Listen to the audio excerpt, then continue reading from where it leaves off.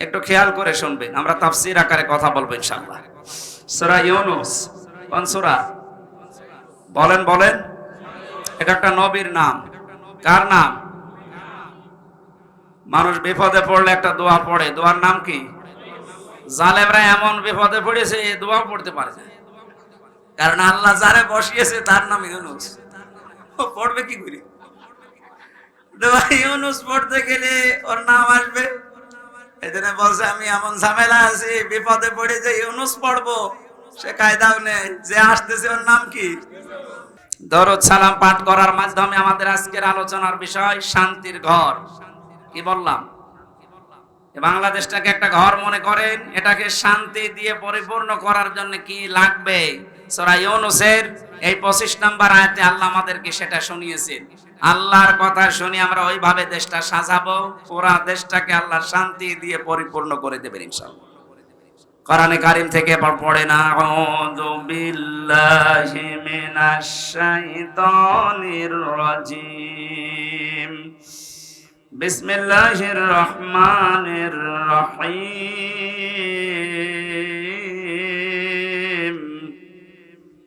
ওয়াল্লাহু ইয়াদউ ইলা দারিস সালাম ওয়া ইয়াহদি মান ইয়াশাউ ইলা সিরাতিন মুস্তাকিম,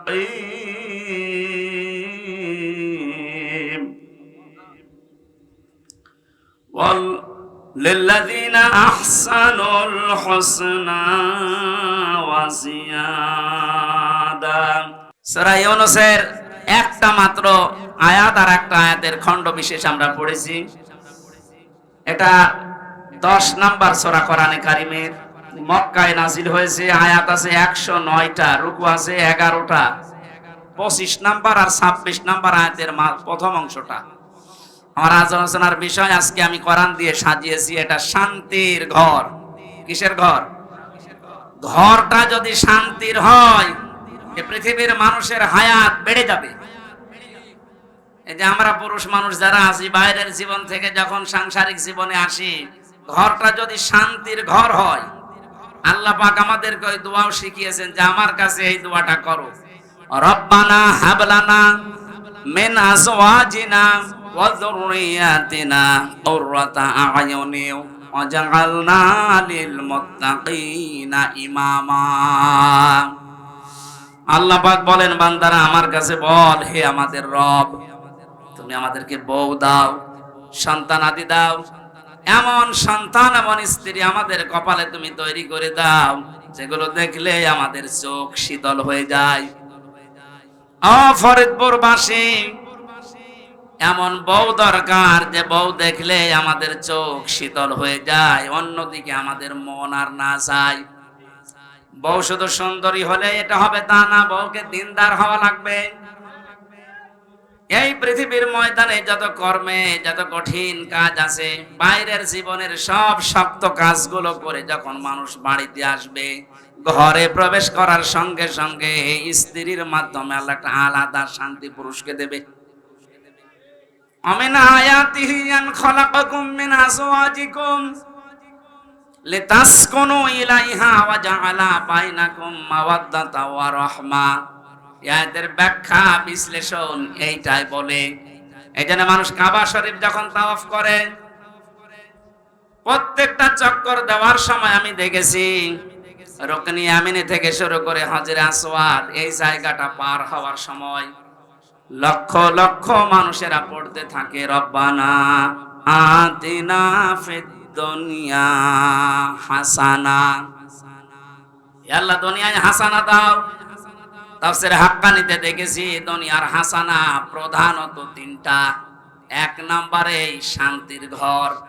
ওই ঘরটা শান্তির ঘর যে ঘরের ভেতরে ইসলাম আছে, যে ঘরের মেয়ে লোক সন্তানগুলো ইসলাম মেনে চলে।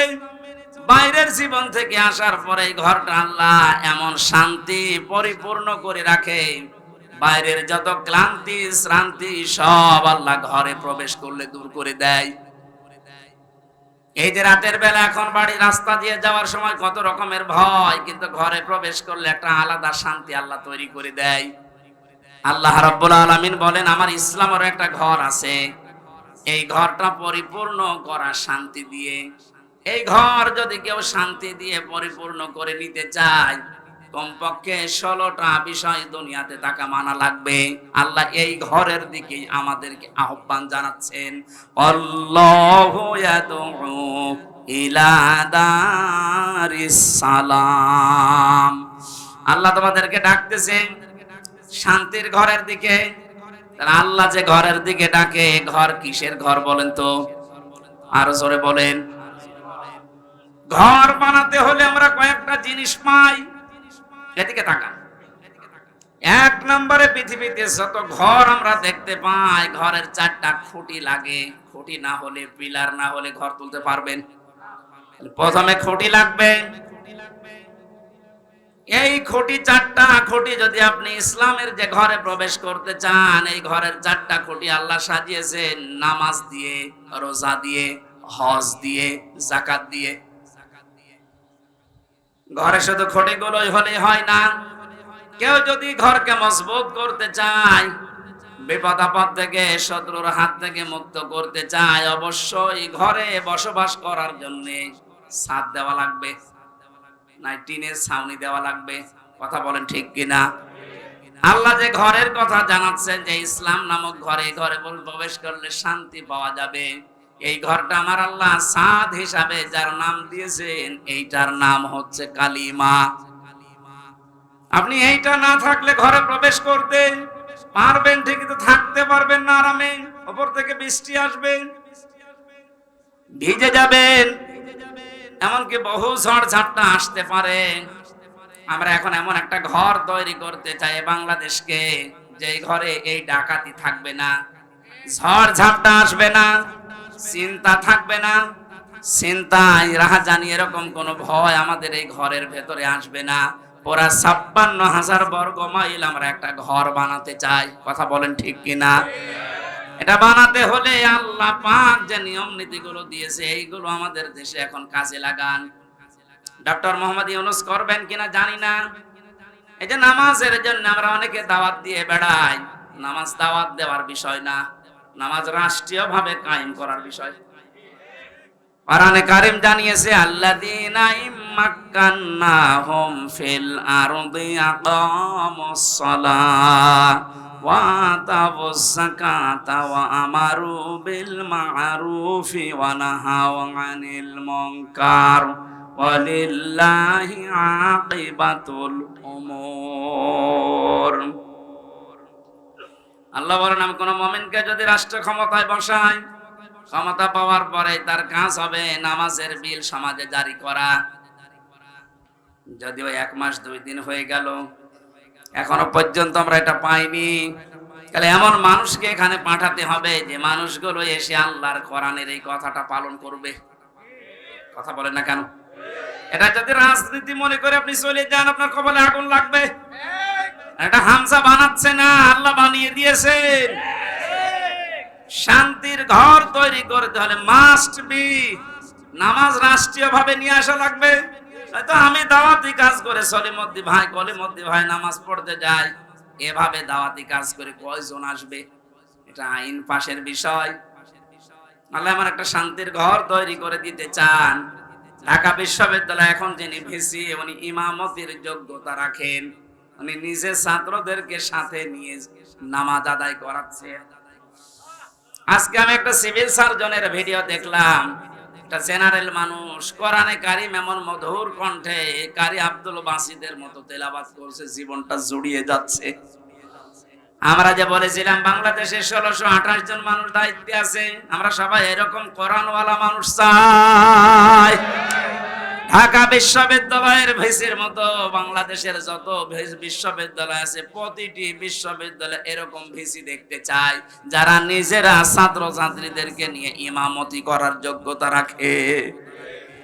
একটা ভিসি যদি ওখানে ইমাম হয়, হলের প্রভোস্ট যিনি যদি ইমাম হয়, তার আন্ডারে যতগুলো মানুষ থাকবে তারা যদি তার ইমামতিতে নামাজ পড়ে, কোনোদিন সিট বাণিজ্য হবে না।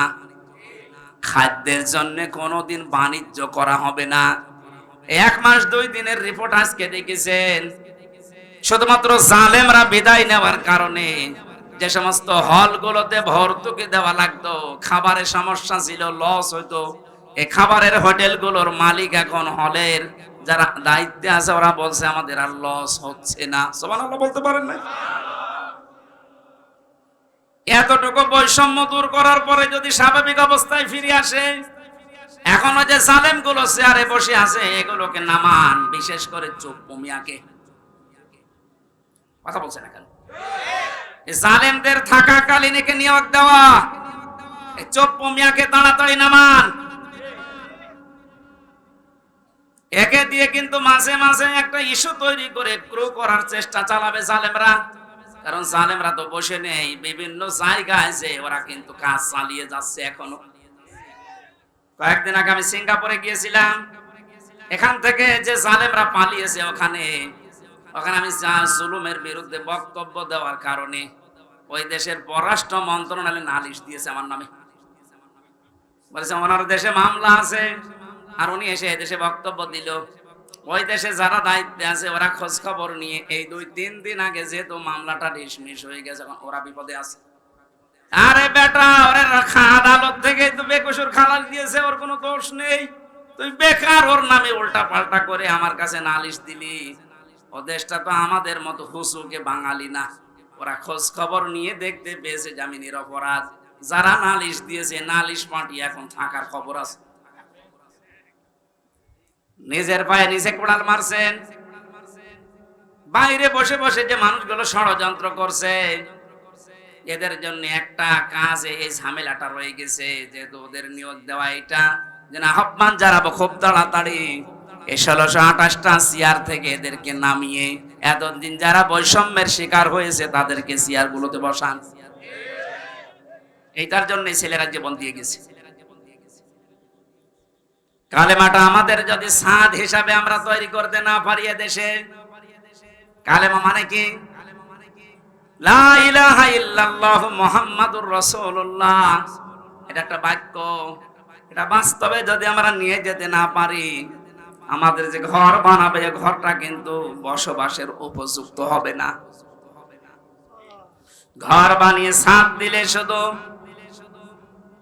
চারিদিকে 4টা খুঁটি দিলে হয় না, বেড়া দেওয়া লাগে, ঘরের বেড়া দেওয়া লাগে না, দেওয়াল দেওয়া লাগে। আল্লাহ পাক যে ঘরের দিকে ডাকতেছে, শান্তির ঘর যদি আমরা বানাতে চাই, এই ঘরের বেড়া হিসাবে প্রথমে আপনাকে সৎ কাজগুলো রাষ্ট্রীয়ভাবে জারি করা লাগবে। অন্যায় কাজগুলো এগুলো রাষ্ট্রীয়ভাবে আইন পাস করে নিষিদ্ধ করা লাগবে। এটা যদি রাষ্ট্রীয়ভাবে নিষিদ্ধ হতো, বাংলাদেশের বহু ব্রিজের এই অবৈধ টোলগুলো বন্ধ হয়ে যেত। এটা বন্ধ হয়েছিল 5 তারিখের পর কিছু কিছু, আবার জালেমেরা অনেকে এই বিভিন্ন কায়দা এটা আরম্ভ করছে কিছু মুনাফিকের নাম দিয়ে। আমার কথার অর্থ বোঝেন? অনেক মুনাফিক এখন কিন্তু মাঠে নেমে পড়েছে। অল্প কিছু অত্যাচারের শিকার যারা হয়েছিল তারা এখন সুযোগের সদ্ব্যবহার করছে, আবার ওইগুলো জারি করে আবার বৈষম্য তৈরি করা, আবার সংস্কারকে ধ্বংস করে দিয়ে রাষ্ট্র সংস্কারের জন্য তারা দাবি তুলে জীবন দিয়ে গেল। এখন যদি আপনি আবার রাষ্ট্রের ভেতরে ভেজাল বাঁধান, আপনাকে আবার আমাদের সংস্কার করা লাগবে। যেন আমরা বেড়া দিতে চাই, এমন বেড়া আছে বেড়া থাকলে কোনোদিন বেড়া টপকিয়ে ঘরের মানুষকে আক্রমণ করতে পারবে না বাইরের লোক। সৎ কাজের আদেশগুলো এটা সোনা মধু করার বিষয় না, এটা আইন পাশের বিষয়। আমান আজমির বউ পর্যন্ত চলে গেছে, অন্য জায়গায় বিয়ে করেছে।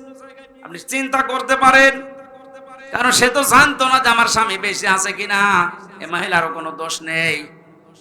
কিন্তু ব্যারিস্টার আরমানের স্ত্রীটা 8 বছর পর্যন্ত টিকে ছিল, সেও তো জানতো না আমার স্বামী বেশি আছে না মারা গেছে। কত বড় কঠিন হৃদয়ের মানুষ আপনি ছিলেন। আপনি সব জানতেন যে ওকে কোথায় কোথায় রেখেছি। কত কান্নাকাটি করেছে ইলিয়াস আলীর স্ত্রী, তার সন্তান এসে। এত বড় অভিনয় করলেন কি করে? ইলিয়াসের মেয়েটার মাথায় হাত দিয়ে বলছে তোমার বাবা কোথায় আছে আমি খোঁজ করে দেখবো, অথচ তখন মারা হয়ে গেছে তারে। এইরকম অভিনয় করে আপনি পার পেয়ে গেলেন দুনিয়ার মানুষের সামনে। আমি এই জন্য বলছিলাম বাংলার 18 কোটি মানুষ আপনাকে মাফ করে দিলেও ব্যারিস্টার আর মানে ইলিয়াস আলীর বউ আপনাকে মাফ করবে না। আমার 3 বছরে আমার বউ আপনাকে মাফ করবে না। আমার ওই ছোট মেয়েটা 1 বছর রেখে গিয়েছিলাম জেলে, এখন ওর 4 বছর, ও তো আপনারে মাফ করবে না, কারণ ও আমার চিনি না। ও মনে করে এরকম বহু হুজুর বাড়ি আসে, এটা ওই রকম হুজুর। আমি যেদিন জেলখানা থেকে বাড়িতে ঢুকলাম, ওরে কোলে নিয়েছি, আমার বলছে হুজুর আমাদের বাড়িতে চলেন। কারণ 3 বছর আমাকে যোগাযোগ বিচ্ছিন্ন রেখেছিল, আমি জানতামই না যে বাইরে আমার কেউ আছে কিনা। এত কঠিন অবস্থা, ও চিনবে কি করে? ওই যে আদালতে প্রিজন ভ্যান ধরে ঝুলেছিল, এটা মনে হয় ভাইরাল হয়েছিল একবার। এই দৃশ্যগুলো দেখে এনএসআই যিনি প্রধান ছিলেন ওই সময়, গোয়েন্দা বিভাগের যারা দায়িত্বে ছিল, এসবি স্পেশাল ব্রাঞ্চের, তারা পর্যন্ত, ডিআইজি নাফিউল স্যার পর্যন্ত কান্না করেছে যে না, এটা মেনে নেওয়া যায় না। এতটুকু একটা বাচ্চা 3.5 বছর বয়স, ও প্রিজন ভ্যান ধরে ঝুলে আছে বাবাকে এক নজর দেখার জন্যে। এরপরও আপনার মন গলে নাই। আপনি যদি জানতেন যে অপরাধী, তাহলে তো শাস্তি দিতে পারতেন। আপনি নিজেও জানেন, এমনকি অফিসাররা আমারে বলতো হুজুর আপনি কিছু করেননি, আমরা জানি। কত বড় শয়তান দেখেছে, নিজেরা বলতো যে আপনি কিছু জানেন না, আমরা জানি। তারপরও ওরা এই অবস্থাগুলো করেছে। এমনি জেলে দিলে তো হয়তো, জেলে গেলে সারাদিন ঘোরাফেরা করা যায়, বিশাল এরিয়া। এরকম গ্রামের মতো 3-4 গ্রাম মিলে একটা জেলখানা, কাশিমপুর কারাগার, এরকম 3-4 গ্রাম মিলে 1 2 3 4, এখানে সারাদিন যদি ঘোরাফেরা করেন মনে হবে বাড়ির মতোই আছি। বিকাল 5টার সময় তালা লাগিয়ে দেয়, সকাল 7টায় আবার খুলে দেয়। বিভিন্ন মানুষের সাথে দেখা হয়, জেল খাটা ঝামেলা না, খাবারের সমস্যা আছে। কিন্তু আমাদের আর মাওলানা মামুনুল হককে যা করেছে, 24 ঘন্টা ফাঁসির কন্ডেম সেলের ভেতরে তালাবদ্ধ, মনে হচ্ছে কি করেছি আমরা, অথচ কিছুই জানি না। জালেমরা মনে করে আমি সেই ক্ষমতায় রেখেছে, ওই যে ওসি সাহেব যেটা মনে করেছিল, আল্লাহকে ভালোবেসে মহাব্বত করে কল্যাণের জন্য ওদের ক্ষমতা দেয় না, ওদের পাপ যেন পরিপূর্ণ হয়ে যায় এই জন্য আল্লাহ দিয়ে রাখে। আমার মনে হয় খাপের খাপ এই আয়াতটা ওদের সাথে মিলেও গিয়েছে। যখনই পরিপূর্ণ হয়ে গেছে, এত বড় বড় দল বাংলাদেশে 17 বছর বহু চেষ্টা করেছে, চুল পরিমাণ নড়াতে পারে নাই। অথচ মাত্র কিছু ছাত্র, আমার মনে হয় আল্লাহ এদেরকে আবাবিল পাখির মতো ব্যবহার করেছে, কারণ পাপ পরিপূর্ণ হয়ে গেছে। এখন আবাবিল পাখির মতো ব্যবহার করে জালেমদেরকে এমন ভাবে অপমান করেছে। দোয়া করছি মুসাফির অবস্থায়, মাজলুম অবস্থায়, অসুস্থ অবস্থায় বলছি, কারণ জেল থেকে বের হয়ে আমি এখনো পর্যন্ত স্বাভাবিক না। ওরা যা খাওয়াতো আমাদেরকে, বেঁচে থাকা দায়। মাওলানা মামুনুল হক না থাকলে আমি আরো কষ্ট পেতাম। ওনার একটা গরম করার বাটি ছিল, মাঝে মাঝে উনি গরম করে আমাদেরকে খাওয়াতো। তাছাড়া যে খাবার দেয় 10,000 মানুষের খাবার খাওয়া যায়। ডাকাত যারা যায় 27 বছর জেল খাটতেছে, সুইডেন আসলাম কয়েকদিন আগে বের হয়েছে না, এটা সঠিক কিনা? এরপরে ডেঞ্জার রাসও ছিল গোপালগঞ্জের, ভয়ঙ্কর তাজ ছিল টাঙ্গাইলের, নাসির বের হয়েছে। এই মানুষগুলো আমাদের উপর দাঁড়ায় ছিল। এদের হ্যাঁ, এরা 27 বছর জেল খেটেছে, কিন্তু একটু আরামে ছিল। ওদের ভিআইপি তো, ওরা ভেতরে থাকার পরও বাইরে ওদের রাজত্ব চলতো। এই কারণে কোনো অভাব ছিল না। এক এক মাসে ওদের 8-10 লাখ 20 লাখ টাকা খরচ, আর আমাদের 20 লাখ 10,000 টাকা বাড়ি থেকে পাঠাতে আমার আব্বা। যেখানে 20 লাখ খরচ করে একটা লোক, সেখানে 10,000 টাকায় হালে পানি নেবে। এখানে কষ্টটা আরো বেশি দিত। টাকা আনতে পারিস না, টাকা আনবো কি করে? আর কি ওর মতো বাম হাত ডান হাতের ইনকাম আছে? এই কষ্টগুলো দেওয়ার কারণে শেষ পর্যন্ত, তারপরও বলছি, ওনারা যদি ফাঁসির কন্ডেম ছেলে না রেখে আমার শুধু জেলে রাখতো, আমার মনের ভেতরে এত দুঃখ কাজ করতো না। এমন করেছে আমার সহ্যের বাইরে চলে গেছে। আমার মা বাবা স্ত্রী আর সন্তান, এদের ছাড়া কাউকে দেখা করতে দেবে না। তাও এরা যদি 3 মাস পরে একবার যেত, 9টা না 10টা গোয়েন্দা বিভাগ থেকে রিপোর্ট লাগবে যে হ্যাঁ এটা মা বাবা। কেন আমি বলে দিচ্ছি যে ছবি দেখে এটা আমার মা বাবা হবে না, 9-10টা গোয়েন্দা বিভাগ খবর নেবে। তার মানে ও খবর নিতে 8-10 ঘন্টা শেষ। কুষ্টিয়া থেকে কাশিমপুর কারাগার গাজীপুরে যাওয়া আসা করতে সাথে একদিন লাগে। আর আমাদেরকে আত্মীয় স্বজন ওখানে আছে। কি করলেন আপনি বলেন তো? আর এখন বলেন আমি কি করেছি আপনি টের পান না। এখানে জুলুম যারা করেছেন তারা তো আমাদের মামলার আসামি শুধু না, আপনার আল্লাহর মামলার আসামি। ইন্নামাস সাবিলু আলাল্লাযিনা ইয়াজলিমুনা নাস, সূরা শুরার 42 নম্বর আয়াত। আল্লাহ বলেন আমি নিজে জালেমদের বিরুদ্ধে মামলা দেব। বলে জালেমরা মামলার আসামি কার? যারা আল্লাহর মামলার আসামি, আপনি তাদের সাপোর্ট করেন না তো শুধু সামিয়ানার নিচে। আল্লাহ তুমি আমাদেরকে যে কষ্ট জালেমদের মাধ্যমে দিয়েছো, আমরাও এখন মুসাফির অবস্থায়, মাজলুম অবস্থায়, অসুস্থ অবস্থায় দোয়া করছি কিয়ামতের আগে যেন জালেম চেয়ারে আর কোনোদিন বসতে না পারে। দরকার হয় গরু ছাগল দিয়ে চলুক, তারপরও কোনো জালেমকে আমরা আর দেখতে চাই না। কথা বলেন ঠিক কিনা? এক জালেম বিদায় নেওয়ার পরে আরো কোনো মানুষ যদি এসে এখানে জুলুম করে, তাদেরও দাঁত ভাঙা জবাব দেশের মানুষ দেবে ইনশাআল্লাহ। এই জন্য কোন জালেম যেন জুলুম করার সাহস না পায়, এটা বোঝার তৌফিক আল্লাহ এই দেশের মানুষকে যেন দান করেন, আমিন। না এই নাস্তা আমরা খাবো না। হোস্টেলের যিনি দায়িত্বে আছে ম্যানেজার, তাকে ডাক দেওয়া হয়েছে যে এই নাস্তা পাল্টান। আমরা কেউ কেউ খিচুড়ি খেতে চাই, কেউ কেউ রোল খেতে চায়, কেউ কেউ সিড়া ভিজা খেতে চায়, আর এরা মাত্র 20 জন। এরা পাউরুটি কলা চায়, আমরা এটা চাই না, আমরা পাল্টাতে চাই মেনু। হোস্টেলের ম্যানেজার বলছে ঠিক আছে তাহলে ভোট দেওয়া হোক। ভোট আরম্ভ হয়ে গেল, কে ভোট বেশি পায় সেইটা চালু হবে। 20 জন তো ঠিক আছে নাকি? এরা তো সে ছোটবেলা থেকে এই খেয়ে মানুষ, এরা সব কলা পাউরুটিতে আছে। বাকি যারা ছিল তারা ভোট দিয়েছে। রোলের পক্ষে হয়তো 18টা, খেজুরের পক্ষে 15টা, সিড়া ভেজার পক্ষে 12টা। এভাবে ভাগ করতে করতে দেখা গেল যে না 20 যে 20ই বেশি আছে। অথচ 20-এর তুলনায় মানুষ ছিল কয়টা বলেন না কেন? 80। বিদ্যুৎ চলে গেল, এই তাড়াতাড়ি করেন।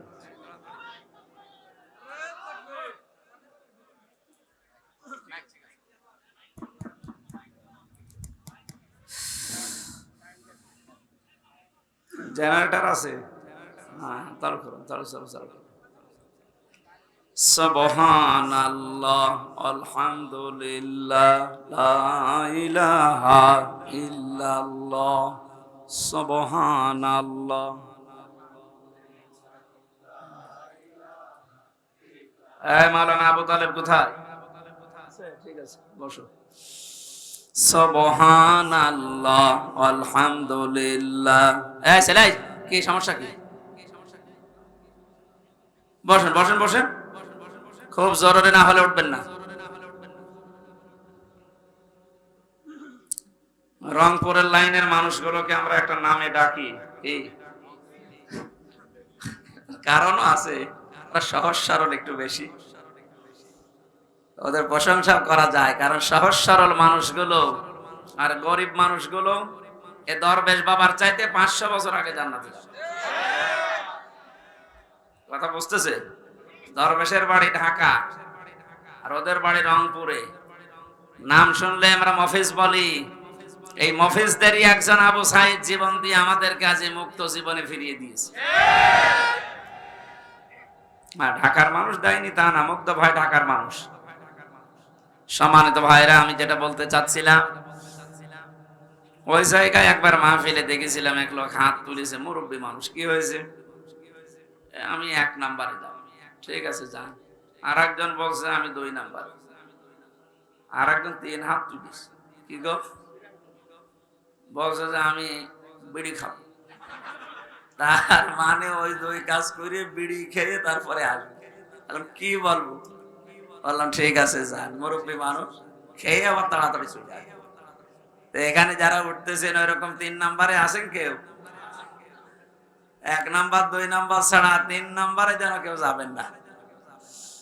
আমি যেটা বোঝানোর জন্য উদাহরণটা নিয়ে আসলাম, বলেন আপনি বাস্তবতা এখন এই পর্যায়ে পৌঁছিয়েছে। আমরা টবিওয়ালা মানুষ বলতে শুধু না, এদেশে আমরা যারা স্বাধীনতা চাই, এতদিন স্বাধীনতার নামে আমরা পরাধীন ছিলাম। সত্যিই যদি আমরা স্বাধীন হতে চাই, আল্লাহর বিধান ছাড়া স্বাধীন হওয়া সম্ভব না। যেভাবে চলছে এভাবে যদি চলতে থাকে, আগামীতে কিছুদিন পরে যদি আবার যাদেরকে আমরা বলছি যে না আপনারা আসেন, ওরা এসে এদের চাইতেও ভয়ঙ্কর হবে, যতদিন পর্যন্ত কোরআনে কারিম সংসদে না যাবে। কথা বোঝাতে পেরেছি? সুতরাং আমাদের টুপিওয়ালা মানুষ বলেন, ইসলামে সাই দেয় মানুষ বলেন, সে জাতীয়তাবাদী যাই বলেন, দেশকে যারা ভালোবাসে এইরকম মানুষের সংখ্যা 80টা, আর বাকি ওই 20টা। ওরা এতদিন যা চেয়েছে ওই 20টা তাই চাচ্ছে। কথা বুঝতেছেন?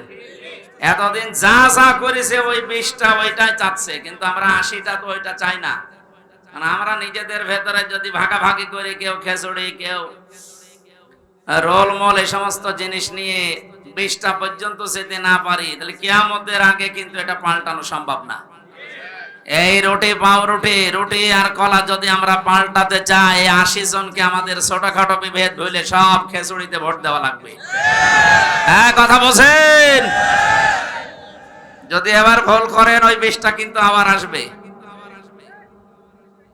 আল্লাহ আমাদেরকে বোঝার তৌফিক, উদাহরণ থেকে এখন নেওয়ার তৌফিক দান করুন, বলে না আমি। সম্মানিত ভাইরা, শাহাদাত এটা খুব গুরুত্বপূর্ণ একটা বিষয়। 5 তারিখের আগ পর্যন্ত, আগস্টের, আমি কুষ্টিয়া বাংলাদেশ জামাত ইসলামের কুষ্টিয়া জেলা শাখার উদ্যোগে কিছুদিন আগে আলেমদের একটা সমাবেশ করেছিল, 550 আলেমকে নিয়ে, সব ঘরানার।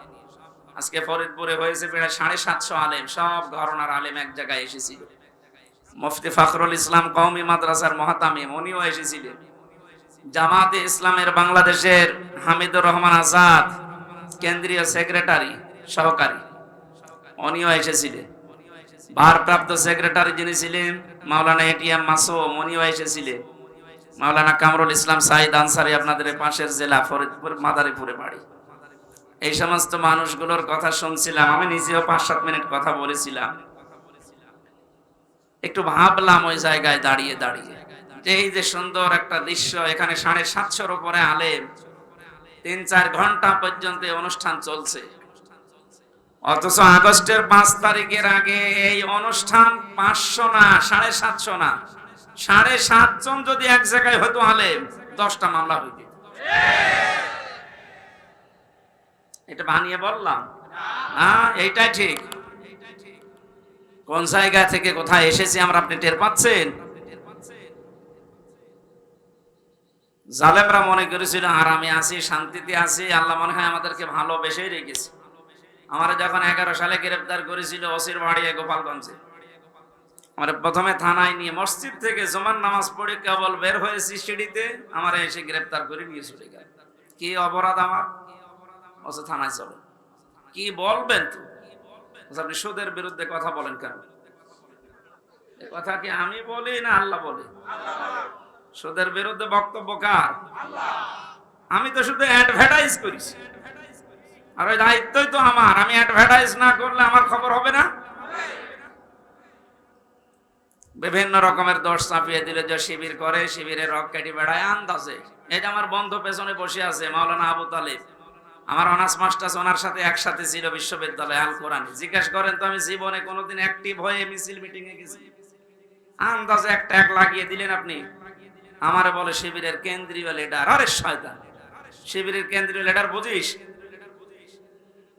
এই জেনারেল দলের মতো নাকি একবার লাফ দিয়ে হঠাৎ করে ঘুম থেকে ভেঙে দেখছে সভাপতি? কত কাঠখড়ি পোড়ানো লাগে, সমর্থক হওয়া লাগে, কর্মী হওয়া লাগে, সাথী হওয়া লাগে, সদস্য হওয়া লাগে, এরপরও পদ চাইলে পাবেন না। এই রকম দৃশ্যগুলো পার করে কেন্দ্রীয় লিডার তো দূরের কথা, ভাবাও চায় না। এই ছেলে, সমস্যা কি আপনার? আরো পেছান, যে যেখানে আছে কথা বলবেন, দেখতে পারে পারুক, না পারে না পারুক। এই ট্যাগগুলো লাগিয়ে যখন থানাতে নিয়ে গেল, ওই দিন খুব অসহায় মনে হচ্ছিল নিজেকে। পুলিশের গাড়িতে ওই প্রথম ওঠা আমার, হাতের ভেতরে হ্যান্ডকাপ দিয়ে। এমনিতে আপনি নিয়ে যেতে পারতেন, আপনি তো দেখলেন যে মসজিদ থেকে আমি জমার খুতবা দিয়ে বের হচ্ছি, আমি কি পালিয়ে যেতাম? দুই হাতের ভেতরে হ্যান্ডকাপ লাগিয়ে মনে হচ্ছে কি বড় জিনিস ধরিস, অথচ কিছুই না। থানায় নিয়ে আমারে বলছে, হুজুর বলিল্লাহুম্মা মালিকাল মুলকি তুতিল মুলকা মান তাশা। এই আয়াতের মানে কি? আল্লাহ যাকে চায় ক্ষমতা দেয়, যাকে চায় নামিয়ে দেয়। আমারে বলছে তাহলে প্রধানমন্ত্রী শেখ হাসিনাকে আল্লাহ দিয়েছে, এই তো জায়গা মতো হাত দিয়েছে, যাতে মাতাল হলো তাহলে ঠিক আছে, বাড়ি ওই জায়গায় তো। আমার একটা আয়াত ওই সময় মনে পড়ে গেল, সূরা আলে ইমরানের 178 নম্বর আয়াতটা। আল্লাহ পাক বলেন, ওয়ালা ইয়াহসাবান্নাল্লাযীনা কাফারু আন্নামা নুমলি লাহুম খায়রুল লিআনফুসিহিম ইন্নামা নুমলি লাহুম লিয়াজদাদু ইসমা ওয়ালাহুম আযাবুম মুহিন। আল্লাহ পাক বলেন, হে নবী, কাফেরেরা কিন্তু ধারণা করে তাদেরকে আল্লাহ যে নিয়ামত গুলো দিয়েছে, ক্ষমতা, টাকা পয়সা, প্রভাব প্রতিপত্তি, এগুলো মনে হয় তাদের কল্যাণের জন্য ভালোবেসে দিয়েছে। না, ওদেরকে এই ক্ষমতা, টাকা পয়সা, অর্থ সম্পদ, বিত্ত বৈভব দেওয়ার পেছনে আল্লাহর উদ্দেশ্য আছে। এগুলো পেয়ে কাফেররা এমন এমন কাজ করছে যে ওদের পাপের বোঝা যেন পরিপূর্ণ হয়ে যায়।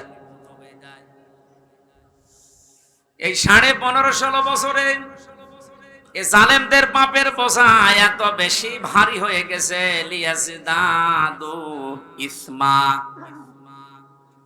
বৃদ্ধি হতে হতে পাপের বোঝা এমন জায়গায় পৌঁছিয়েছে, আপনি যদি বাস্তবতা দেখতেন তাহলে টের পেতেন যারা কোথায় পৌঁছিয়েছে। পৃথিবী থমকে দাঁড়িয়েছে আয়না ঘরের এই দৃশ্যগুলো দেখে, অথচ নিজে আমি দেখে এসেছি কত কঠিন মারাত্মক জায়গা এটা। মাটির উপরের ঘরেই মানুষ তালাবদ্ধ হয়ে থাকতে পারে না, আর মাটির নিচে কোনো আলো বাতাস নেই। এটা কি কবর নাকি সে নিজেও জানে না।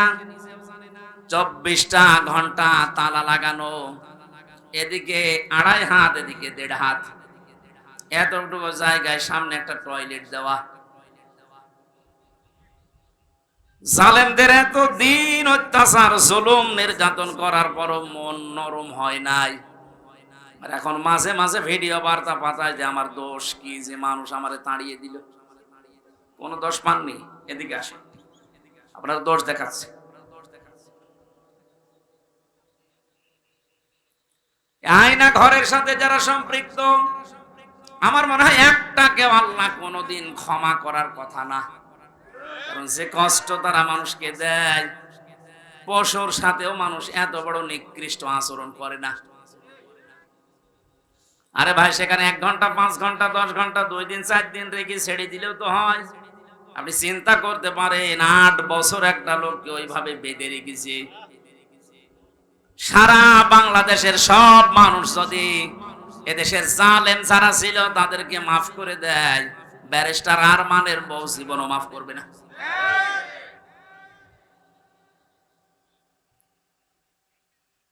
আর আপনি এখনো পর্যন্ত জালেমের সাফাই গান, এখনো পর্যন্ত জালেমের পক্ষে স্ট্যাটাস দেন, তাদের পক্ষে কথা বলেন, আপনার বিবেকের উপরে কুকুরে পোশাক করিস।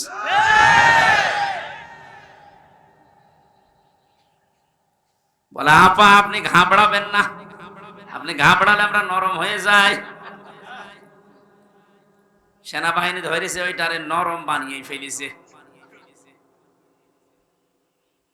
পাপের বোঝাটা এত বেশি পরিপূর্ণ হয়ে গেছে, আল্লাহ বলেন আমি যখন নিজে ওকে ধরেছি, ইন্না বাতশা রাব্বিকা লাশাদীদ, তোমার রবের ধরা বড় শক্ত ধরা। ওয়ালাহুম আযাবুম মুহিন, তাদের জন্য অপমানজনক শাস্তি আল্লাহ রেডি করেছেন।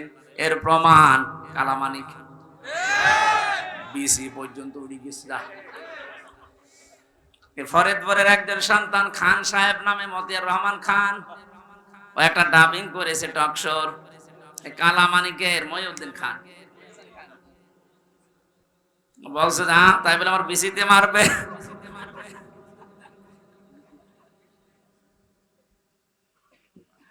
আর করবে আল্লাহ আপনারে। আমি তো বাস্তবে আয়াতটা দেখতে পাচ্ছি, আযাবুম মুহিন, অপমানজনক শাস্তি আল্লাহ তাদেরকে যে দেবে, আল্লাহ কিন্তু আরম্ভ করে দিয়েছে। এই জন্য ছোটখাটো জালেম যারা আছে, আজকে অনেক ছোটখাটো জালেমরা বলছে আমরা আর এই জুলুমের দলে নেই, আমরা পরিবর্তন হয়ে ফিরে আসলাম। এখনো সময় আছে, আসেন তাড়াতাড়ি, নাতে মরণের ঘন্টা বেজে গেলে কিন্তু আর তওবা কবুল হবে না। কারণ জালেমদেরকে আল্লাহ এত বেশি ঘৃণা করেন। আল্লাহু লা ইয়াহদিল কওমাজ জালিমিন, আল্লাহ বলেন জালেমদের আমি হেদায়েত দিচ্ছি না, দেবও না। ইয়াহদি এটা মোজারে, বর্তমান, ভবিষ্যৎ, প্রেজেন্ট, ফিউচার। জালেম ছাড়া পৃথিবীতে জালেমের কোনো হেদায়েত নসিব হবে না। এখন হচ্ছে না, কিয়ামত পর্যন্ত আল্লাহ জালেমদের হেদায়েত দেবে না। এদের প্রতি আল্লাহর এত বেশি রাগ হয়ে যায়, ফেরাউনও কিন্তু শেষ। ও বলেছিল আন্নাহু লা ইলাহা ইল্লাল্লাহ, বলতে পারে না। আপনি তাফসিরে দেখবেন, ও যখন একবার পানির নিচে ডাকছিল, আবার উপরে ভেসে ওঠে, পানি খেতে খেতে পেট মোটা হয়ে গেছে, তখনও বলেছিল আন্নাহু লা ইলাহা ইল্লাল্লাহ। বলতে যাবে, জিবরাইল এসে মুখের উপরে কাঁদা লাগিয়ে দিয়েছে। যত মানুষকে জুলুম, অত্যাচার, নির্যাতন, স্বৈরাচারী কায়দায় কষ্ট দিয়েছো, তোমার এই কষ্টের সাথে হাজার হাজার মানুষের চোখের পানি লেগে আছে। তোর এখন আর তওবা কবুল হবে না, তোর মুখ দিয়ে আল্লাহর ওই কালেমা এখন আর বের হবে না, তোকে আমি রেখে দিলাম, যা। আল আনা ওয়াকাদ আসাইতা ক্বাবলু ওয়া কুনতা মিনাল মুফসিদিন। এখন স্বীকার করছো যে আমি ভালো হয়ে গেলাম, এখন বলছো আমি তওবা করছি না, আজকে আর হবে না। এর পূর্বে তুই স্বৈরাচারী ছিলি। এই জন্য স্বৈরাচার যারা, ফ্যাসাদ যারা সৃষ্টি করে, জমিন যারা বিশৃঙ্খলা তৈরি করার চেষ্টা চালায়, আল্লাহ পাকের হেদায়েত থেকে তারা চিরবঞ্চিত হয়ে যায়। ফেরাউনের জীবনী পড়ার পরে আমি লেডি ফেরাউনকেও মিলিয়েছি, সবগুলো খাপের খাপ মিলে যায়। ফেরাউন ক্ষমতা নেওয়ার পরে 4টা কাজ করেছিল ওর বন্ধু হামানের কথা মতো। এই পৃথিবীতে বহু ফেরাউন যারা আছে, সে পুরুষ হোক আর লেডি হোক, এই মানুষগুলো দেখলাম এই 4টা কাজই হাতে নিয়েছে। হাজার হাজার বছর আগে ফেরাউন ওই সময় প্রথমে ক্ষমতা পেয়ে কাজ চালু করেছিল যে আসমানি কিতাবের শিক্ষা রাখা যাবে না। আমি যেটা দাবি করতে চাই, এই দাবি যদি আমি পূরণ করতে সক্ষম হতে চাই, তাহলে আসমানি কিতাবের আলোচনা চলবে না। কারণ দাবি করার চেষ্টা চালিয়েছিল আনা রব্বুকুমুল আ'লা, আমি সব চাইতে বড় রব, আমার উপরে আর কিছু চলবে না। ওটা নয় আরবিতে বলেছিল, এটা মাতৃভাষায় বাংলাতে অনেকেই বলছে আমার উপরে আর কেউ নেই, বেশি ঝামেলা করবা সব বন্ধ করে দেব, এরকম কথা বলতো না। কথা বলেন না কেন? এই কথাটা আপনি আরবি করেন তো, ফেরাউনের কথার সাথে পুরো মিলে যায়। প্রথমেই হাত দিয়েছিল শিক্ষা ব্যবস্থায়, আসমানি কিতাবের শিক্ষা থাকবে না। এই 15.5 বছরের ভেতরে এমন জায়গায় আমরা দেখলাম আসমানি কিতাবের শিক্ষা প্রায় পুরাপুরি মিটিয়ে ফেলেছে। গত পরশুদিন দেখলাম মাদ্রাসা ইসলাম শিক্ষা পড়াচ্ছে এক হিন্দু। চিন্তা করতে পারে কোথায় পৌঁছিয়েছে? মাদ্রাসা ইসলাম শিক্ষা যদি একটা হিন্দু পড়ায়, বাকিগুলোর অবস্থা কি?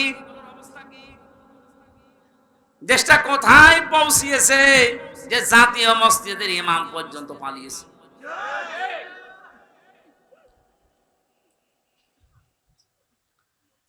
কত বড় দুর্নীতিগ্রস্ত হলে বাইতুল মুকাররমের ইমামও পালিয়ে যায়, ওরেও খুঁজে পাওয়া যাচ্ছে না।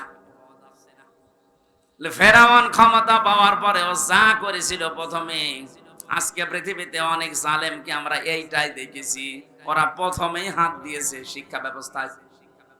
আল্লাহর কোরআনের নবীজির হাদিসের জীবনী যেগুলো ছিল এগুলো সব বাদ দেন, এইগুলো চলবে না। এভাবে যদি 10টা বছর চালাতে পারে, হামান ফেরাউনকে বলেছিল বন্ধু 10টা বছর যদি আসমানি কিতাবের আলোচনা বাদ দিয়ে জাতিকে চালাতে পারো, পুরা জাতি গোমরা হয়ে যাবে। চিন্তা করেছেন কোথা থেকে নিয়েছে এই বিষয়গুলো? 2 নম্বরে, আসমানি কিতাব যারা শিক্ষা দেয়, আলেমগুলোকে কারণে অকারণে দুনিয়া থেকে বিদায় করো, তাই করতে আরম্ভ করেছিল। কত আলেম বিদায় নিয়েছে, কত আলেম এখনো পর্যন্ত ছেলে আছে। আপনি আমারটাই ধরেন তো, কোন কারণে আপনি 3টা বছর আমাকে আটকে রাখলেন? এখন তো আমি নিরপরাধ বলে খালাস পেয়ে গেলাম, আমার কোনো দোষ পাইনি। তাহলে আমার তো উচিত হবে যারা আমার মামলার মাদারীপুরের এই লোকটা সহ যত মানুষ আমার মামলার সাথে জড়িত, প্রত্যেককে এখন উল্টা করে বিনা কারণে একটা মানুষকে কষ্ট দিলেন, আপনাদেরকেও মামলা দিয়ে এভাবে কষ্ট দেওয়া লাগবে। ফরিদপুরের যে ছেলেটা জঙ্গি মামলায় আন্দাজে আটকে রেখেছে, তার ভাই কিছুক্ষণ আগে আমারে বলছিল হুজুর এই কথাটা তুলে ধরেন, সারা বাংলাদেশে জানান। শুধু আমার ভাইয়ের মতো না, হাজারো মানুষ যারা বিনা কারণে মিথ্যা মামলা নিয়ে জেলে আছে, 2 বছর 5 বছর 10 বছর। এই ছেলেটা শুনলাম প্রায় 9-10 বছর জেলে আছে এখন। আপনাদের এলাকায় বাড়ি, হ্যাঁ, এই যে না ভাতিজা, তার বড় ভাই সে ফরিদ, ফরিদপুরে বাড়ি ফরিদ, আমার সামনে বিল্ডিং এ ছিল, মাঝে মাঝে হাত মারত। উনি আমাকে যেটা বলেছে আমি ওটা বলেছি বহু জায়গায়, এখনো বলছি যে রেকর্ড হচ্ছে। এই দেশে 1 লাখের উপরে মানুষ এখন জেলখানায় আছে। আমার মনে হয় 100 জনের প্রায় 70 জনই কিছু জানে না। আমি যেটা দেখেছিলাম নিজে, একটা কিচ্ছু জানে না, প্রতিহিংসার বশবর্তী হয়ে ক্ষমতার অপব্যবহার করে মানুষের কাছ থেকে অবৈধভাবে টাকা ইনকাম করার জন্য ওরা এই কাজগুলো করেছে। আমার বাড়ি থেকে নিয়ে এসেছে, আমি 2 তলার উপরে ঘুমাচ্ছিলাম, আমার ওখান থেকে নিয়ে এসে অমুক জায়গা থেকে ওনারা গ্রেফতার করেছে, অথচ পুরা মিথ্যা কথা। আমার মামলায় লিখে লিখে দিয়েছে ওনারে পেয়েছি অমুক জায়গায়, অথচ নিয়ে আসলো বাড়ি থেকে। আমার বাড়ির প্রায় 150-200 মানুষ, সব সাক্ষী। এমন এমন মানুষকে সাক্ষী বানিয়েছে, জীবনে তাদের নাম শোনা দূরের কথা, কোনোদিন চোখে দেখি নাই। আন্দাজে তারা সাক্ষী দেবে বলে আমার বিশ্বাস হয় না, কারণ তাদের আমিও চিনি না, তারাও আমাকে চিনি না। ধরার পরেই বেকার বেকার আমার বাবাকে বলছে 10 লাখ টাকা দেন, নাই তো 50টা মামলা দেব আপনার ছেলের নামে। কোথায় পৌঁছিয়েছিল দেখেছেন? দেশটা মগের মূল্য পানি ফেলেছে। আমার বাবা তো গ্রাম্য মানুষ, ভয়ে রিমান্ডের যে নাম শুনেছে যে পিটাবে, শেষ পর্যন্ত 8 লাখ টাকা দিয়ে দিয়েছে। এই মামলা যেদিন খারিজ হয়ে গেল, ওই দিন আমি কল দিয়েছিলাম মামলার আয়ুকে। আমি এতদিন ওরে স্যার বলতাম, ও এখন উল্টো করে আমারে স্যার বলছে। যে হুজুর কান্নাকাটি করছিল, হুজুর মাফ করে দিন। কিসের মাফ? আগে ওই 10 লাখ টাকা ফেরত দে।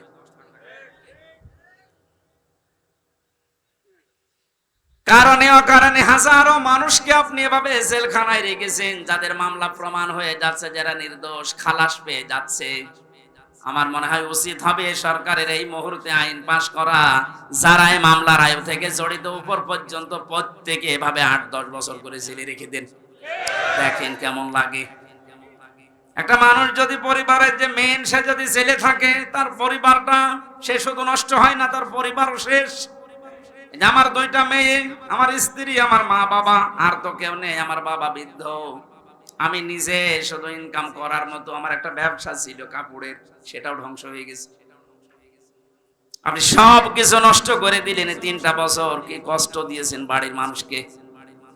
প্রতি মাসে মাসে জেলখানায় টাকা পাঠাও, মামলার পেছনে খরচ করতে করতে আমার বাবা নিঃস্ব হয়ে গেছে। আর মানুষও যে এত সিটার বাটপার, এই গ্রাম্য মানুষটার কাছে যে বলতো আপনার ছেলেকে আমরা বের করে দেব, 5 লাখ টাকা দেন। ওনাদের জমি বিক্রি করে বলতো ভাই তাড়াতাড়ি করেন। শেষে 2-1 মাস 3 মাস ঘোরার পরে বলতো পারলাম না, টাকা ফেরত দেন, টাকা খরচ হয়ে গেছে। এভাবে একটা মামলা 30 বার যদি হাইকোর্টে তোলা হয়, আপনি কত টাকা খরচ হয় হিসাব করেন। এই জন্য বলছি যারা এভাবে মামলা দিয়েছেন, মিথ্যা মামলা যেগুলো প্রমাণ হচ্ছে না, এরা কিছু জানে না। 2 বছর 5 বছর 10 বছর পরে খালাস পেয়ে যাচ্ছে বেকসুর, তার মানে ওর অপরাধ আপনি পাননি। কথা বলেন না কেন? আদালত কোনো অপরাধ প্রমাণ করতে পারেনি, এই জন্য তো খালাস দিয়েছে। সুতরাং আশা করবো যারা এর সাথে জড়িত, এদের বিরুদ্ধে আজ আমরা মামলা দিয়ে এদেরকেও 3 বছর জেল খাটাবো। দেখ আপনি, আপনার ছেলে মেয়ে নষ্ট হয়ে যাবে, আপনার বউ নষ্ট হয়ে যাবে। আরমান আজমি, আমান আজমির বউ পর্যন্ত চলে গেছে, অন্য জায়গায় বিয়ে করেছে। আপনি চিন্তা করতে পারেন, কারণ সে তো জানতো না যে আমার স্বামী বেশি আছে কিনা, এ মহিলারও কোনো দোষ নেই। কিন্তু ব্যারিস্টার আরমানের স্ত্রীটা 8 বছর পর্যন্ত টিকে ছিল, সেও তো জানতো না আমার স্বামী বেশি আছে না মারা গেছে। কত বড় কঠিন হৃদয়ের মানুষ আপনি ছিলেন। আপনি সব জানতেন যে ওকে কোথায় কোথায় রেখেছি। কত কান্নাকাটি করেছে ইলিয়াস, ইলিয়াস আলীর স্ত্রী, তার সন্তান এসে। এত বড় অভিনয় করলেন কি করে? ইলিয়াসের মেয়েটার মাথায় হাত দিয়ে বলছে তোমার বাবা কোথায় আছে আমি খোঁজ করে দেখবো, অথচ তখন মারা হয়ে গেছে তারে। এইরকম অভিনয় করে আপনি পার পেয়ে গেলেন দুনিয়ার মানুষের সামনে। আমি এই জন্য বলছিলাম বাংলার 18 কোটি মানুষ আপনাকে মাফ করে দিলেও ব্যারিস্টার আরমানের ইলিয়াস আলীর বউ আপনাকে মাফ করবে না। আমার 3 বছরে আমার বউ আপনাকে মাফ করবে না। আমার ওই ছোট মেয়েটা 1 বছর রেখে গিয়েছিলাম ছেলে, এখন ওর 4 বছর, ও তো আপনারে মাফ করবে না, কারণ ও আমার চিনি না। ও মনে করে এরকম বহু হুজুর বাড়ি আসে, এটা ওই রকম হুজুর। আমি যেদিন জেলখানা থেকে বাড়িতে ঢুকলাম, পরে কোলে নিয়েছি, আমারে বলছে হুজুর আমাদের বাড়িতে চলেন। কারণ 3 বছর আমাকে যোগাযোগ বিচ্ছিন্ন রেখেছিল, আমি জানতামই না যে বাইরে আমার কেউ আছে কিনা। এত কঠিন অবস্থা, ও চিনবে কি করে? ওই যে আদালতে প্রিজন ভ্যান ধরে ঝুলেছিল, এটা মনে হয় ভাইরাল হয়েছিল একবার। এই দৃশ্যগুলো দেখে এনএসআই যিনি প্রধান ছিলেন ওই সময়, গোয়েন্দা বিভাগের যারা দায়িত্বে ছিল, এসবি স্পেশাল ব্রাঞ্চের, তারা পর্যন্ত, ডিআইজি নাফিউল স্যার পর্যন্ত কান্না করেছে যে না, এটা মেনে নেওয়া যায় না। এতটুকু একটা বাচ্চা 3.5 বছর বয়স, ও প্রিজন ভ্যান ধরে ঝুলে আছে বাবাকে এক নজর দেখার জন্য। এরপরও আপনার মন গলে নাই। আপনি যদি জানতেন যে অপরাধী, তাহলে তো শাস্তি দিতে পারতেন। আপনি নিজেও জানেন, এমনকি অফিসাররা আমারে বলতো হুজুর আপনি কিছু করেননি, আমরা জানি। কত বড় শয়তান দেখেছেন? নিজেরা বলতো যে আপনি কিছু জানেন না, আমরা জানি। তারপরও ওরা এই অবস্থাগুলো করেছে। এমনি জেলে দিলে তো হয়তো, জেলে গেলে সারাদিন ঘোরাফেরা করা যায়, বিশাল এরিয়া। এরকম গ্রামের মতো 3-4 গ্রাম মিলে একটা জেলখানা, কাশিমপুর কারাগার, এরকম 3-4 গ্রাম মিলে 1 2 3 4, এখানে সারাদিন যদি ঘোরাফেরা করেন মনে হবে বাড়ির মতোই আছি। বিকাল 5টার সময় তালা লাগিয়ে দেয়, সকাল 7টায় আবার খুলে দেয়। বিভিন্ন মানুষের সাথে দেখা হয়, জেল খাটা ঝামেলা না, খাবারের সমস্যা আছে। কিন্তু আমাদের আর মাওলানা মামুনুল হককে যা করেছে, 24 ঘন্টা ফাঁসির কন্ডেম সেলের ভেতরে তালাবদ্ধ, মনে হচ্ছে কি করেছি আমরা, অথচ কিছুই জানি না।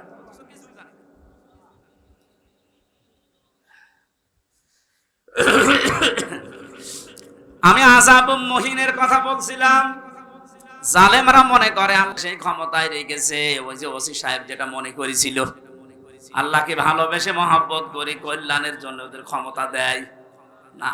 ওদের পাপ যেন পরিপূর্ণ হয়ে যায়, এই জন্য আল্লাহ দিয়ে রাখে। আমার মনে হয় খাপের খাপ এই আয়াতটা ওদের সাথে মিলেও গিয়েছে। যখনই পরিপূর্ণ হয়ে গেছে, এত বড় বড় দল বাংলাদেশে 17 বছর বহু চেষ্টা করেছে, চুল পরিমাণ নড়াতে পারে নাই। অথচ মাত্র কিছু ছাত্র, আমার মনে হয় আল্লাহ এদেরকে আবাবিল পাখির মতো ব্যবহার করেছে। কারণ পাপ পরিপূর্ণ হয়ে গেছে, এখন আবাবিল পাখির মতো ব্যবহার করে জালেমদেরকে এমন ভাবে অপমান করেছে। দোয়া করছি মুসাফির অবস্থায়, মাজলুম অবস্থায়, অসুস্থ অবস্থায় বলছি, কারণ জেল থেকে বের হয়ে আমি এখনো পর্যন্ত স্বাভাবিক না। ওরা যা খাওয়াতো আমাদেরকে, বেঁচে থাকা দায়। মাওলানা মামুনুল হক না থাকলে আমি আরো কষ্ট পেতাম। ওনার একটা গরম করার বাটি ছিল, মাঝে মাঝে উনি গরম করে আমাদেরকে খাওয়াতো। তাছাড়া যে খাবার দেয় 10,000 মানুষের খাবার খাওয়া যায়। ডাকাত যারা যায় 27 বছর জেল খাটতেছে, সুইডেন আসলাম কয়েকদিন আগে বের হয়েছে না, এটা সঠিক কিনা? এরপরে ডেঞ্জার রাসও ছিল গোপালগঞ্জের, ভয়ঙ্কর তাজ ছিল টাঙ্গাইলের, নাসির বের হয়েছে। এই মানুষগুলো আমাদের উপর দ্বারাই ছিল। এদের হ্যাঁ, এরা 27 বছর জেল খেটেছে, কিন্তু একটু আরামে ছিল। ওদের ভিআইপি তো, ওরা ভেতরে থাকার পরও বাইরে ওদের রাজত্ব চলতো। এই কারণে কোনো অভাব ছিল না। এক এক মাসে ওদের 8-10 লাখ 20 লাখ টাকা খরচ, আর আমাদের 20 লাখ 10,000 টাকা বাড়ি থেকে পাঠাতে আমার আব্বা। যেখানে 20 লাখ খরচ করে একটা লোক, সেখানে 10,000 টাকায় হালে পানি নেবে। এখানে কষ্টটা আরো বেশি দিত। টাকা আনতে পারিস না, টাকা আনবো কি করে? আর কি ওর মতো বাম হাত ডান হাতের ইনকাম আছে? এই কষ্টগুলো দেওয়ার কারণে শেষ পর্যন্ত, তারপরও বলছি, ওনারা যদি ফাঁসির কন্ডেম ছেলে না রেখে আমার শুধু জেলে রাখতো, আমার মনের ভেতরে এত দুঃখ কাজ করতো না। এমন করেছে আমার সহ্যের বাইরে চলে গেছে। আমার মা, বাবা, স্ত্রী আর সন্তান, এদের ছাড়া কাউকে দেখা করতে দেবে না। তাও এরা যদি 3 মাস পরে একবার যেত, 9টা না 10টা গোয়েন্দা বিভাগ থেকে রিপোর্ট লাগবে যে হ্যাঁ এটা মা বাবা। কেন আমি বলে দিচ্ছি যে ছবি দেখে এটা আমার মা বাবা হবে না, 9-10টা গোয়েন্দা বিভাগ খবর নেবে। তার মানে ও খবর নিতে 8-10 ঘন্টা শেষ। কুষ্টিয়া থেকে কাশিমপুর কারাগার গাজীপুরে যাওয়া আসা করতে 7 দিন লাগে। আর আমাদেরকে আত্মীয় স্বজন ওখানে আছে। কি করলেন আপনি বলেন তো? আর এখন বলেন আমি কি করেছি আপনি টের পান না। এখানে জুলুম যারা করেছেন তারা তো আমাদের মামলার আসামি শুধু না, আপনারা আল্লাহর মামলার আসামি। ইন্নামাস সাবিলু আলাল্লাযিনা ইয়াজলিমুনা নাস, সূরা শুরার 42 নম্বর আয়াত। আল্লাহ বলেন আমি নিজে জালেমদের বিরুদ্ধে মামলা দেব। বলে জালেমরা মামলার আসামি কার? যারা আল্লাহর মামলার আসামি, আপনি তাদের সাপোর্ট করেন না তো শুধু সামিয়ানা নিছে। আল্লাহ তুমি আমাদেরকে যে কষ্ট জালেমদের মাধ্যমে দিয়েছো, আমরাও এখন মুসাফির অবস্থায়, মাজলুম অবস্থায়, অসুস্থ অবস্থায় দোয়া করছি কিয়ামতের আগে যেন জালেম চেয়ারে আর কোনোদিন বসতে না পারে। দরকার হয় গরু ছাগল দিয়ে চলুক, তারপর কোনো জালেমকে আমরা আর দেখতে চাই না। কথা বলেন ঠিক কিনা? এক জালেম বিদায় নেওয়ার পরে আরো কোনো মানুষ যদি এসে এখানে জুলুম করে, তাদেরও দাঁত ভাঙা জবাব দেশের মানুষ দেবে ইনশাআল্লাহ। এই জন্য কোন জালেম যেন জুলুম করার সাহস না পায়, এটা বোঝার তৌফিক আল্লাহ এই দেশের মানুষকে যেন দান করেন, আমিন। দরুদ সালাম পাঠ করার মাধ্যমে আমাদের আজকের আলোচনার বিষয় শান্তির ঘর। কি বললাম? বাংলাদেশটাকে একটা ঘর মনে করেন, এটাকে শান্তি দিয়ে পরিপূর্ণ করার জন্য কি লাগবে? সূরা ইউনূসের এই 25 নম্বর আয়াতে আল্লাহ আমাদেরকে সেটা শুনিয়েছেন। আল্লাহর কথা শুনি আমরা ওইভাবে দেশটা সাজাবো, পুরা দেশটাকে আল্লাহ শান্তি দিয়ে পরিপূর্ণ করে দেবেন ইনশাআল্লাহ। কোরআনে কারীম থেকে পড়েন, আউযু বিল্লাহি মিনাশ শাইতানির রাজীম, বিসমিল্লাহির রহমানির রহিম,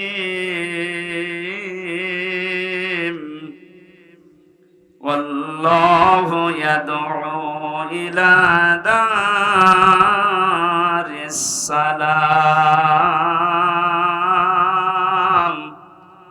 ওয়া ইয়াহদি মান ইয়াশাউ ইলা সিরাতিন মুস্তাকিম,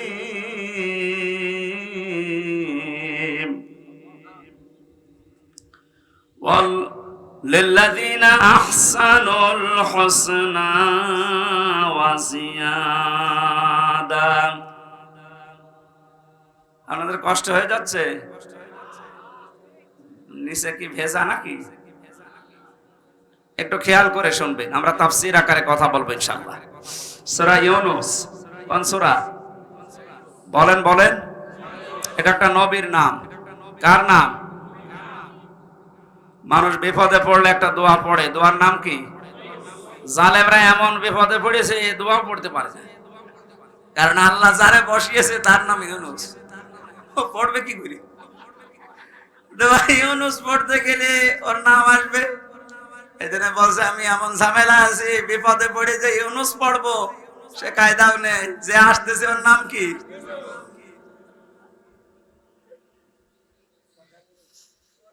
সূরা ইউনূসের একটা মাত্র আয়াত আর একটা আয়াতের খণ্ড বিশেষ আমরা পড়েছি। এটা 10 নাম্বার সূরা কোরআনে কারীমের, মক্কায় নাজিল হয়েছে। আয়াত আছে 109টা, রুকু আছে 11টা। 25 নাম্বার আর 26 নাম্বার আয়াতের প্রথম অংশটা। আমার আলোচনার বিষয় আজকে আমি কোরআন দিয়ে সাজিয়েছি, এটা শান্তির ঘর। কিসের ঘর? ঘরটা যদি শান্তির হয় এই পৃথিবীর মানুষের হায়াত বেড়ে যাবে। এই যে আমরা পুরুষ মানুষ যারা আছি, বাইরের জীবন থেকে যখন সাংসারিক জীবনে আসি, ঘরটা যদি শান্তির ঘর হয়, আল্লাহ পাক আমাদেরকে ওই দোয়াও শিখিয়েছেন যে আমার কাছে এই দোয়াটা করো, রব্বানা হাবলানা মিন আজওয়াজিনা ওয়া যুররিয়াতিনা কুররাতা আ'য়ুনি ওয়াজআলনা লিল মুত্তাকিনা ইমামা। আল্লাহ পাক বলেন, বান্দারা আমার কাছে বল, হে আমাদের রব, তুমি আমাদেরকে বউ দাও, সন্তান আদি দাও, এমন সন্তান এমন স্ত্রী আমাদের কপালে তুমি তৈরি করে দাও যেগুলো দেখলে আমাদের চোখ শীতল হয়ে যায়। ফরিদপুরবাসী এমন বউ দরকার যে বউ দেখলে আমাদের চোখ শীতল হয়ে যায়, অন্যদিকে আমাদের মন আর না চায়। বউ শুধু সুন্দরী হলে এটা হবে তা না, বউকে দিনদার হওয়া লাগবে। এই পৃথিবীর ময়দানে যত কর্মে যত কঠিন কাজ আছে, বাইরের জীবনের সব শক্ত কাজগুলো করে যখন মানুষ বাড়িতে আসবে, ঘরে প্রবেশ করার সঙ্গে সঙ্গে স্ত্রীর মাধ্যমে আল্লাহ একটা আলাদা শান্তি পুরুষকে দেবে। আমিন আয়াতিহি আন খালাকাকুম মিন আজওয়াজিকুম লিতাসকুনু ইলাইহা ওয়া জাআলা বাইনাকুম মাওয়াদ্দাতা ওয়া রাহমা। আয়াতের ব্যাখ্যা বিশ্লেষণ এইটাই বলে। এইজন্য মানুষ কাবা শরীফ যখন তাওয়াফ করে, প্রত্যেকটা চক্কর দেওয়ার সময় আমি দেখেছি রুকনি ইয়ামিনী থেকে শুরু করে হাজরে আসওয়াদ, এই জায়গাটা পার হওয়ার সময় লক্ষ লক্ষ মানুষেরা পড়তে থাকে রব্বানা আতিনা ফিদ দুনিয়া হাসানা। হে আল্লাহ দুনিয়ায় হাসানা দাও। তাফসীরে হাক্কানিতে দেখেছি দুনিয়ার হাসানা প্রধানত 3টা। 1 নম্বরে শান্তির ঘর। ওই ঘরটা শান্তির ঘর যে ঘরের ভেতরে ইসলাম আছে, যে ঘরের মেয়ে লোক সন্তানগুলো ইসলাম মেনে চলে। বাইরের জীবন থেকে আসার পরে ঘরটা আল্লাহ এমন শান্তি পরিপূর্ণ করে রাখে, বাইরের যত ক্লান্তি শ্রান্তি সব আল্লাহ ঘরে প্রবেশ করলে দূর করে দেয়। এই যে রাতের বেলা এখন বাড়ি রাস্তা দিয়ে যাওয়ার সময় কত রকমের ভয়, কিন্তু ঘরে প্রবেশ করলে একটা আলাদা শান্তি আল্লাহ তৈরি করে দেয়। আল্লাহ রাব্বুল আলামিন বলেন, আমার ইসলামের একটা ঘর আছে, এই ঘরটা পরিপূর্ণ করা শান্তি দিয়ে। এই ঘর যদি কেউ শান্তি দিয়ে পরিপূর্ণ করে নিতে চায়, কমপক্ষে 16টা বিষয় দুনিয়াতে তাকে মানা লাগবে। আল্লাহ এই ঘরের দিকে আমাদেরকে আহ্বান জানাচ্ছেন, আল্লাহু ইয়াদউ ইলা দারিস সালাম। আল্লাহ তোমাদেরকে ডাকতেছেন শান্তির ঘরের দিকে। আল্লাহ যে ঘরের দিকে ডাকে, ঘর কিসের ঘর বলেন তো? আরো জোরে বলেন। ঘর বানাতে হলে আমরা কয়েকটা জিনিস পাই, এদিকে তাকান। 1 নম্বরে পৃথিবীতে যত ঘর আমরা দেখতে পাই, ঘরের 4টা খুঁটি লাগে। খুঁটি না হলে, পিলার না হলে ঘর তুলতে পারবেন? প্রথমে খুঁটি লাগবে। এই খুঁটি চারটা খুঁটি যদি আপনি ইসলামের যে ঘরে প্রবেশ করতে চান, এই ঘরের চারটা খুঁটি আল্লাহ সাজিয়েছেন নামাজ দিয়ে, রোজা দিয়ে, হজ দিয়ে, যাকাত দিয়ে। ঘরে শুধু খুঁটিগুলোই হলেই হয় না, কেউ যদি ঘরকে মজবুত করতে চায়, বিপদ আপদ থেকে, শত্রুর হাত থেকে মুক্ত করতে চায়, অবশ্যই ঘরে বসবাস করার জন্য ছাদ দেওয়া লাগবে, না টিনের ছাউনি দেওয়া লাগবে। কথা বলেন ঠিক কিনা? আল্লাহ যে ঘরের কথা জানাচ্ছেন যে ইসলাম নামক ঘরে, ঘরে প্রবেশ করলে শান্তি পাওয়া যাবে। এই ঘরটা আমার আল্লাহ ছাদ হিসাবে যার নাম দিয়েছেন, এইটার নাম হচ্ছে কালিমা। আপনি এইটা না থাকলে ঘরে প্রবেশ করতে পারবেন ঠিকই, তো থাকতে পারবেন না আরামে। উপর থেকে বৃষ্টি আসবে, ভিজে যাবেন, এমনকি বহু ঝড় ঝাপটা আসতে পারে। আমরা এখন এমন একটা ঘর তৈরি করতে চাই বাংলাদেশকে, যে ঘরে এই ডাকাতি থাকবে না, ঝড় ঝাপটা আসবে না, চিন্তা থাকবে না, চিন্তায় রাহাজানি এরকম কোন ভয় আমাদের এই ঘরের ভেতরে আসবে না। ওরা 56,000 বর্গ মাইল আমরা একটা ঘর বানাতে চাই। কথা বলেন ঠিক কিনা? এটা বানাতে হলে আল্লাহ পাক যে নিয়ম নীতিগুলো দিয়েছে, এইগুলো আমাদের দেশে এখন কাজে লাগান। ডক্টর মোহাম্মদ ইউনূস করবেন কিনা জানি না। এই যে নামাজের জন্য আমরা অনেকে দাওয়াত দিয়ে বেড়াই, নামাজ দাওয়াত দেওয়ার বিষয় না, নামাজ রাষ্ট্রীয়ভাবে কায়েম করার বিষয়।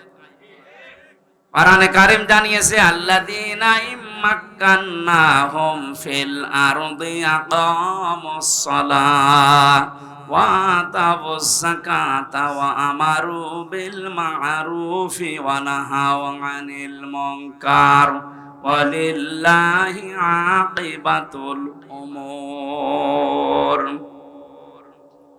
আল্লাহ বলেন, আমি কোন মুমিনকে যদি রাষ্ট্র ক্ষমতায় বসাই, ক্ষমতা পাওয়ার পরে তার কাজ হবে নামাজের বিল সমাজে জারি করা। যদিও 1 মাস 2 দিন হয়ে গেল, এখনো পর্যন্ত আমরা এটা পাইনি। তাহলে এমন মানুষকে এখানে পাঠাতে হবে যে মানুষগুলো এসে আল্লাহর কোরআনের এই কথাটা পালন করবে। কথা বলেন না কেন? এটা যদি রাজনীতি মনে করে আপনি চলে যান, আপনার কপালে আগুন লাগবে। এটা হামজা বানাচ্ছে না, আল্লাহ বানিয়ে দিয়েছেন। শান্তির ঘর তৈরি করতে হলে মাস্ট বি নামাজ রাষ্ট্রীয় ভাবে নিয়ে আসা লাগবে। হয়তো আমি দাওয়াতি কাজ করে সলিমদ্দি ভাই, কলিমদ্দি ভাই নামাজ পড়তে যাই, এভাবে দাওয়াতি কাজ করে কয়জন আসবে? এটা আইন পাশের বিষয়। আল্লাহ আমার একটা শান্তির ঘর তৈরি করে দিতে চান। ঢাকা বিশ্ববিদ্যালয় এখন যিনি ভিসি, উনি ইমামতির যোগ্যতা রাখেন, উনি নিজে ছাত্রদেরকে সাথে নিয়ে নামাজ আদায় করাচ্ছেন। আজকে আমি একটা সিভিল সার্জনের ভিডিও দেখলাম, একটা জেনারেল মানুষ কোরআনে কারীম এমন মধুর কণ্ঠে কারি আব্দুল বাসিদের মতো তেলাওয়াত করছে, জীবনটা জুড়িয়ে যাচ্ছে। আমরা যে বলেছিলাম বাংলাদেশে 1628 জন মানুষ দায়িত্বে আছে, আমরা সবাই এরকম কোরআনওয়ালা মানুষ চাই। ঢাকা বিশ্ববিদ্যালয়ের ভিসির মতো বাংলাদেশের যত বিশ্ববিদ্যালয় আছে, প্রতিটি বিশ্ববিদ্যালয়ে এরকম ভিসি দেখতে চাই, যারা নিজেরা ছাত্র ছাত্রীদেরকে নিয়ে ইমামতি করার যোগ্যতা রাখে। একটা ভিসি যদি ওখানে ইমাম হয়, হলের প্রভোস্ট যিনি যদি ইমাম হয়, তার আন্ডারে যতগুলো মানুষ থাকবে তারা যদি তার ইমামতিতে নামাজ পড়ে, কোনোদিন সিট বাণিজ্য হবে না, খাদ্যের জন্য কোনোদিন বাণিজ্য করা হবে না। 1 মাস 2 দিনের রিপোর্ট আজকে দেখেছেন, শুধুমাত্র জালেমরা বিদায় নেওয়ার কারণে যে সমস্ত হলগুলোতে ভর্তুকি দেওয়া লাগতো, খাবারের সমস্যা ছিল, লস হইতো, এই খাবারের হোটেলগুলোর মালিক এখন হলের যারা দায়িত্বে আছে, ওরা বলছে আমাদের আর লস হচ্ছে না। সুবহানাল্লাহ বলতে পারেন না? এতটুকু বৈষম্য দূর করার পরে যদি স্বাভাবিক অবস্থায় ফিরে আসে, এখনো যে জালেম গুলো চেয়ারে বসে আছে এগুলোকে নামান, বিশেষ করে চোপ্পু মিয়াকে। কথা বলছে না কেন? জালেমদের থাকাকালীন একে নিয়োগ দেওয়া, চোপ্পু মিয়াকে তাড়াতাড়ি নামান। একে দিয়ে কিন্তু মাঝে মাঝে একটা ইস্যু তৈরি করে ক্রু করার চেষ্টা চালাবে জালেমরা, কারণ জালেমরা তো বসে নেই, বিভিন্ন জায়গায় যে ওরা কিন্তু কাজ চালিয়ে যাচ্ছে এখনো। কয়েকদিন আগে আমি সিঙ্গাপুরে গিয়েছিলাম, এখান থেকে যে জালেমরা পালিয়েছে ওখানে আমি জুলুমের বিরুদ্ধে বক্তব্য দেওয়ার কারণে ওই দেশের পররাষ্ট্র মন্ত্রণালয় নালিশ দিয়েছে আমার নামে। বলেছে ওনার দেশে মামলা আছে, আর উনি এসে দেশে বক্তব্য দিল। ওই দেশে যারা দায়িত্বে আছে ওরা খোঁজ খবর নিয়ে এই 2-3 দিন আগে যেহেতু মামলাটা ডিসমিস হয়ে গেছে, ওরা বিপদে আছে। আরে বেটা, ওরে আদালত থেকে তো বেকসুর খালাস দিয়েছে, ওর কোনো দোষ নেই, তুই বেকার ওর নামে উল্টা পাল্টা করে আমার কাছে নালিশ দিলি। ও দেশটা তো আমাদের মতো হুসুকে বাঙালি না, ওরা খোঁজ খবর নিয়ে দেখতে পেয়েছে জামিনের অপরাধ। যারা নালিশ দিয়েছে নালিশ পার্টি এখন থাকার খবর আছে। নিজের পায়ে নিজে কোড়াল মারছেন।